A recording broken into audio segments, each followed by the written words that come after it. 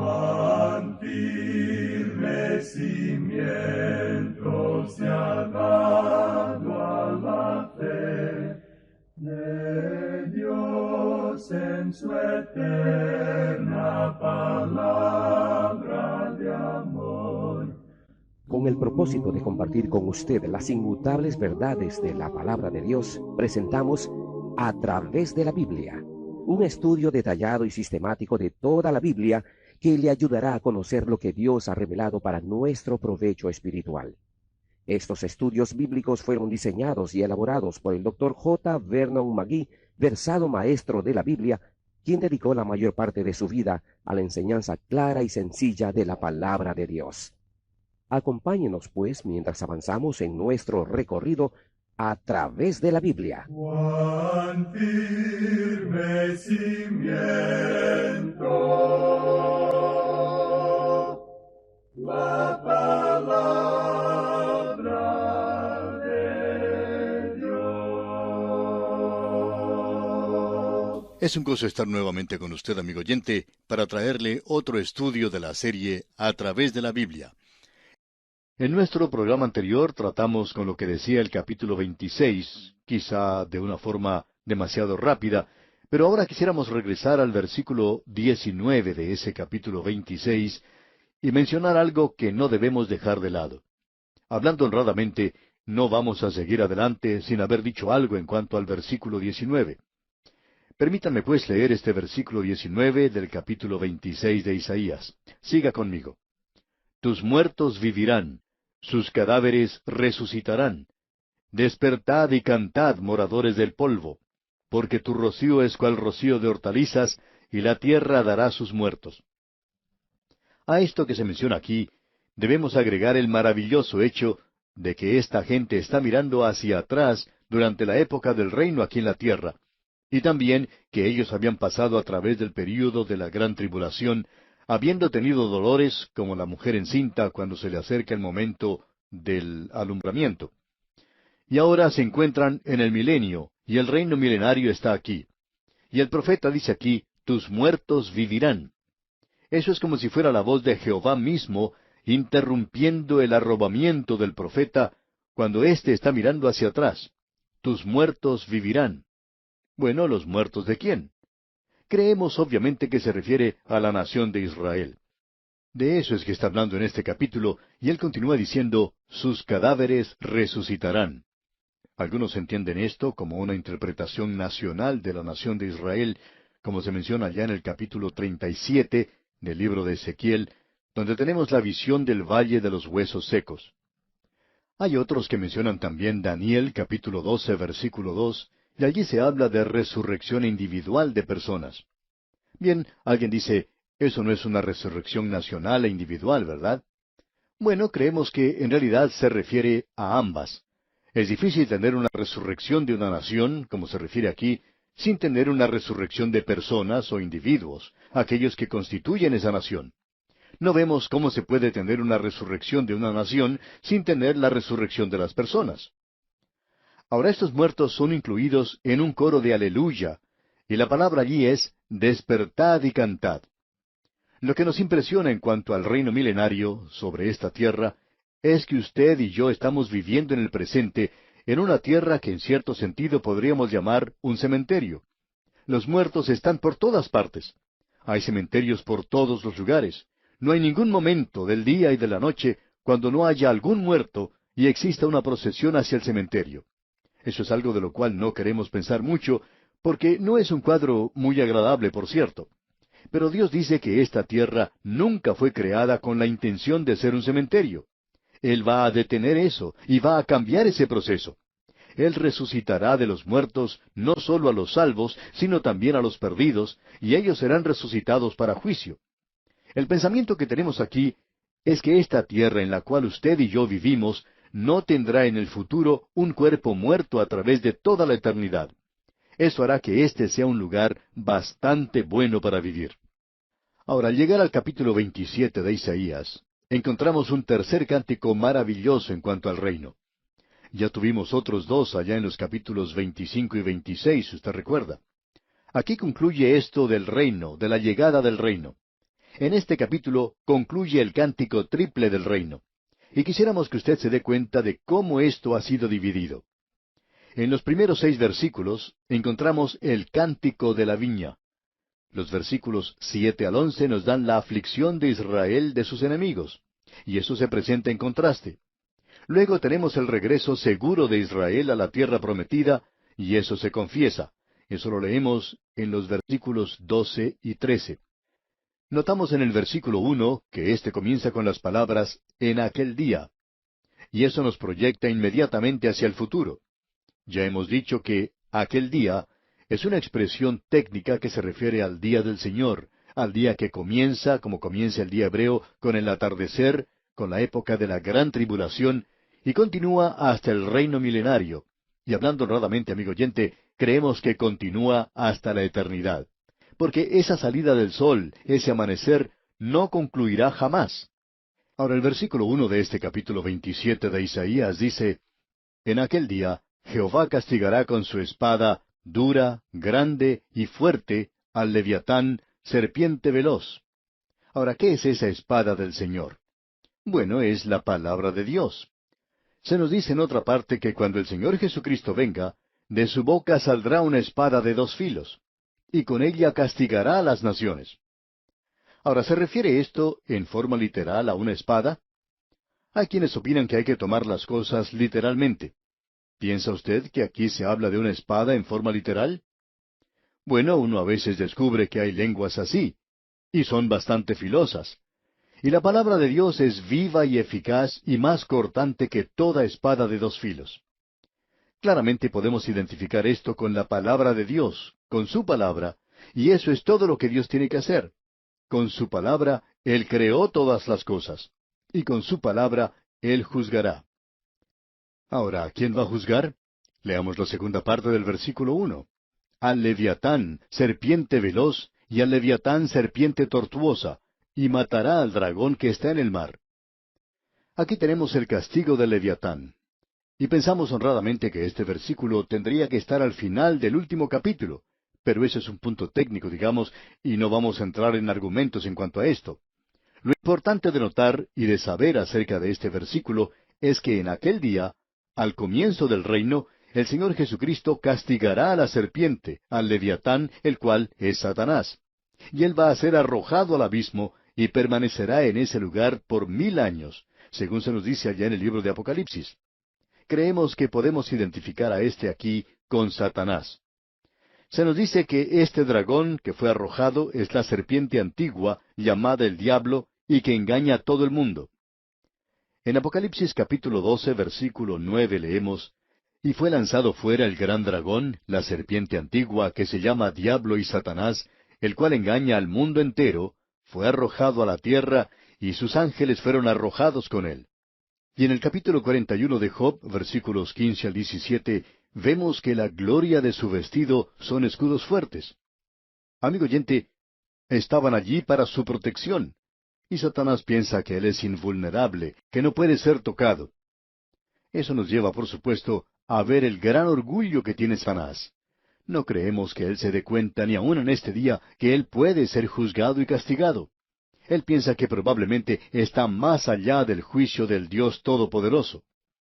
De paso, digamos que hay muchas personas que piensan así. Hay muchas personas que piensan hoy que no vendrá ningún juicio. Ellos ridiculizan una idea así. Y ese, por supuesto, es un pensamiento satánico. Y aquí tenemos referencia a eso.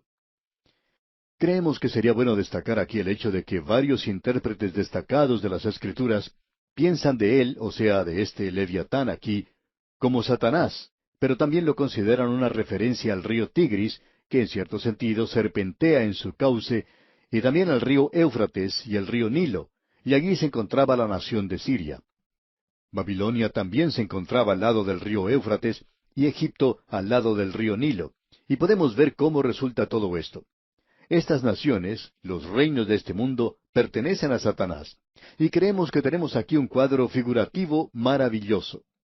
Este capítulo 27 comienza en realidad con el versículo 2, donde dice, «En aquel día, cantad acerca de la viña del vino rojo». Nos encontramos ahora en el milenio. y entonces podemos cantar con ellos. Notemos lo que se menciona allí, una viña de vino rojo. Esto nos habla de la abundancia, nos habla de la abundancia de los frutos, del gozo. Esto está en contraste con el capítulo 5 de Isaías. Allí también tenemos el canto de la viña, pero es un canto fúnebre, triste. Esa viña era Israel, y Dios la iba a castigar porque no había producido ninguna clase de fruto.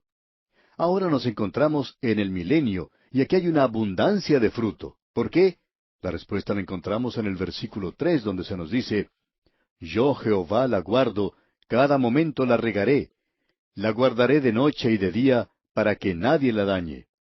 Esto debería informarle a ciertas personas que Dios no ha acabado aún con la nación de Israel.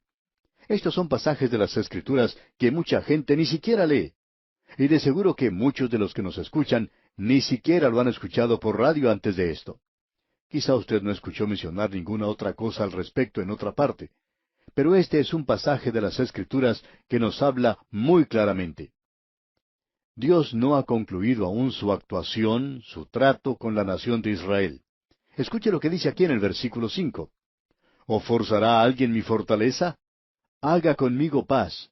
Sí, haga paz conmigo. Ahora, el enemigo puede hacer su paz con Dios aún en el reino. Dios nunca deja de ser misericordioso, y le damos las gracias a Dios por eso. Él es rico en misericordia y tiene gran abundancia de ella. Nosotros necesitamos mucho de su misericordia y de su gracia también, que es abundante. Y vamos a descubrir que 10 millones de años de aquí en adelante, nosotros hallaremos que aún existe la gracia para nosotros, y la necesitaremos aun cuando estemos en los cielos. Ahora aquí encontramos una expresión un poco extraña. ¿O forzará a alguien mi fortaleza? Haga conmigo paz. Sí, haga paz conmigo. Este es el único lugar en las Escrituras donde se sugiere que el hombre puede hacer paz con Dios. Uno escucha de esto mucho hoy, que ellos hacen paz con Dios. Amigo oyente, ¿qué es lo que usted puede hacer para lograr paz con Dios? Él ya ha hecho la paz, y Pablo nos dice allá en su epístola a los Romanos capítulo 5 versículo 1, Justificados pues por la fe, tenemos paz para con Dios por medio del Señor Jesucristo. Este es el único lugar donde se dice de hacer paz, y es en el milenio. Así es que hoy usted, amigo oyente, no tiene que hacer paz. Él ya la ha hecho. Usted no lo hace.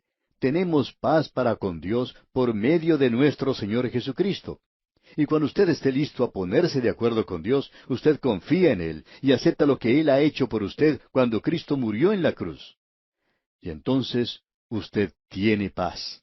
No podrá obtenerla sino hasta entonces. Eso es lo que Él nos dice aquí. Ahora el versículo 7 de este capítulo 27 dice, ¿Acaso ha sido herido como quien lo hirió, o ha sido muerto como los que lo mataron? Este versículo comienza con una pregunta y creemos que ésta ya ha sido respondida aquí en el libro de Isaías. ¿Por qué persigue Dios a Israel más que a las otras naciones? Dijimos persigue, pero permítame cambiar eso. ¿Por qué juzga Dios a Israel más que a las otras naciones? Bueno, vamos a explicar esto. La luz que uno tiene crea más responsabilidad. En vista de que Israel ha tenido más luz, entonces su pecado es más negro y su castigo es mayor. Esta nación seguro que recibirá más latigazos que las naciones que la habían subyugado antes. Recuerde lo que Dios dice allá en el libro de Amós capítulo 3, versículo 2. Allí dice, A vosotros solamente he conocido en todas las familias de la tierra, por tanto, os castigaré por todas vuestras maldades. El castigo de Israel de parte de Dios fue algo muy severo, pero Él no destruyó a esa nación como hizo con algunas otras. Allá en el Salmo 118, versículo 18, leemos, Me castigó gravemente Jehová, mas no me entregó a la muerte. Él no permitirá que ellos sean destruidos. Volviendo ahora a Isaías capítulo 27 que estamos estudiando, leemos en el versículo 9, De esta manera pues será perdonada la iniquidad de Jacob, y este será todo el fruto, la remoción de su pecado, cuando haga todas las piedras del altar como piedras de cal desmenuzadas, y no se levanten los símbolos de acera ni las imágenes del sol. El pecado de Jacob fue quitado por medio de un holocausto de sangre, y el pecado de la nación será expiado por medio de la sangre de Cristo. Y cualquier persona que nos diga hoy, Dios ya no tiene nada que ver con ellos, nos hace pensar esa gente, ¿por qué no leen los pasajes de las Escrituras como este, por ejemplo? Tenemos aquí que las ciudades que Israel construyó iban a ser destruidas como cualquier otra ciudad que haya sido construida por un hombre que está lejos de Dios. Quizá usted ha podido apreciar algunas de las ruinas en Israel. Por ejemplo, en Masada, ¿qué juicio el de ese lugar? No ha habido nada como eso en la historia del mundo. No podemos entrar en eso ahora, pero ese fue un castigo del Dios Todopoderoso. ¿Y por qué? Porque ellos rechazaron la luz, y no solo rechazaron la luz, sino que rechazaron a la persona del Hijo de Dios. Luego leemos en la primera parte del versículo 13, acontecerá también en aquel día, y nos encontramos en ese período ahora. Leamos todo este versículo 13 ahora. Acontecerá también en aquel día, que se tocará con gran trompeta, y vendrán los que habían sido esparcidos en la tierra de Asiria, y los que habían sido desterrados a Egipto, y adorarán a Jehová en el monte santo, en Jerusalén. Aquellos que habían sido desterrados van a salir en aquel día de esas naciones. Sin embargo, no vemos el cumplimiento de eso hoy. Amigo oyente, cuando Dios llegue a motivarlos, y Dios lo hará, entonces ellos saldrán y adorarán a Dios. De la misma manera en que Él nos llamó a usted y a mí, Él los llamará a ellos. Esta sección que tenemos ante nosotros nos revela de una manera muy directa que Dios tiene la intención de restaurar a la nación de Israel a la tierra prometida. Y nosotros no tenemos ningún argumento con aquellos que dicen esto. Simplemente decimos lo siguiente, que ni siquiera existe una duda de que ellos van a ser restaurados en la tierra. Es una cuestión de si usted cree o no cree en la palabra de Dios. Y si usted cree la palabra de Dios, ¿qué hace con un pasaje como este? No se le puede espiritualizar, porque aquí se habla acerca de naciones como Asiria, Egipto, Israel y Jerusalén. Todos estos son lugares descritos en forma literal. Dios dice que estos van a ser restaurados literalmente. ¿Qué argumento puede presentar en cuanto a esto? Nuestra sugerencia es que si usted tiene una consideración elevada en cuanto a la palabra de Dios, entonces crea lo que Dios dice aquí. Y llegamos ahora al capítulo 28. Tenemos aquí la invasión inmediata de Efraín. Ese es el reino del norte, de parte de Asiria. Y aquí tenemos un cuadro del futuro y una advertencia para Jerusalén. Hemos finalizado con una sección y ahora en este capítulo entramos a una sección completamente nueva. En los capítulos 24 al 27 estuvimos observando profecías que se referían completamente al futuro. Ahora, en los capítulos 28 al 35, tenemos otras profecías, las cuales se refieren a una situación local y que tienen un cumplimiento que ya ha pasado, ya ha ocurrido. Y ya hemos tenido esto en el pasado. Vamos a ver ahora que se nos presentan juntas en una forma maravillosa. Estas se extienden hacia el futuro y cubren el mismo período que la sección anterior. En esta tenemos 6 ayes. Y esta sección culmina en la gran batalla de Armagedón, o la guerra de Armagedón, debemos decir. Y eso es en el capítulo 34. Y luego le sigue el beneficio del milenio, que es llevado a la tierra en el capítulo 35. Hay muchos que conocen acerca del capítulo 35, pero no conocen mucho acerca del capítulo 34 de Isaías.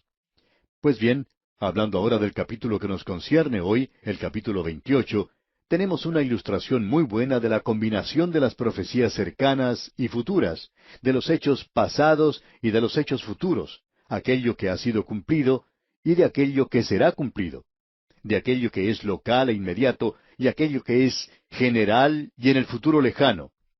Ahora el reino del norte de Israel se define aquí por el nombre de Efraín, y este reino muy pronto irá a la cautividad a Siria. Fue en el año 721 cuando el rey de Siria, Salmanasar, invadió al reino del norte, derribó el reino y tomó a la gente en cautividad. Eso es lo que tenemos ante nosotros. Tenemos pues aquí la inmediata caída a la cautividad de Efraín. Y el primer versículo de este capítulo 28 dice, «Ay de la corona de soberbia de los ebrios de Efraín, y de la flor caduca de la hermosura de su gloria, que está sobre la cabeza del valle fértil de los aturdidos del vino». Aquí se refiere al reino del norte. Una de las cosas que ha hecho caer a tantas naciones ha sido el licor, el alcohol. Los ebrios que se mencionan aquí son literalmente borrachos y también aquellos que lo son espiritualmente. Y cuando lo son espiritualmente, están llenos de orgullo y borrachos de soberbia. Se encuentran en un estado de estupor en cuanto al entendimiento espiritual. Ahora, en el versículo 3 encontramos lo siguiente. Con los pies será pisoteada la corona de soberbia de los ebrios de Efraín. Quizá a usted no le guste eso, pero Dios nunca pide disculpas. Él nos dice que eso es lo que Él hizo. El profeta nos presenta aquí este cuadro de una persona borracha, y esta es una civilización de alto nivel que había sido desarrollada en el reino del norte. Todo lo que uno tiene que hacer hoy es ir a una montaña de Samaria, donde está el palacio que construyeron Omri y Acab. Allí es donde vivieron Jezabel y Acab. Y amigo oyente, el Señor siempre le da a los impíos y a los ricos los mejores lugares para vivir. Y creemos que quizás sea algo justo, ya que ellos no van a tener un buen lugar donde estar en la próxima existencia, en el próximo mundo. Así es que tienen las cosas más lindas aquí. Ese es un lugar muy hermoso en esa tierra. De allí uno puede contemplar el mar Mediterráneo, el valle del Jordán, el monte Hermón cubierto de nieve al norte y los muros de Jerusalén hacia el sur. Amigo oyente, usted no buscaría un lugar más hermoso para vivir. Sería bueno poder comprarse un terreno en ese lugar y edificar una casa donde vivir. Es un lugar muy bueno. Pero Dios juzgó a esta gente, a esta alta civilización, y Dios los derribó. Luego en el versículo 5 vemos que las cosas se mueven hacia el futuro, y comienza diciendo, en aquel día. Y amigo oyente, también nosotros vamos a movernos hacia el futuro, y vamos a esperar hasta nuestro próximo programa, Dios mediante, para continuar con nuestro estudio.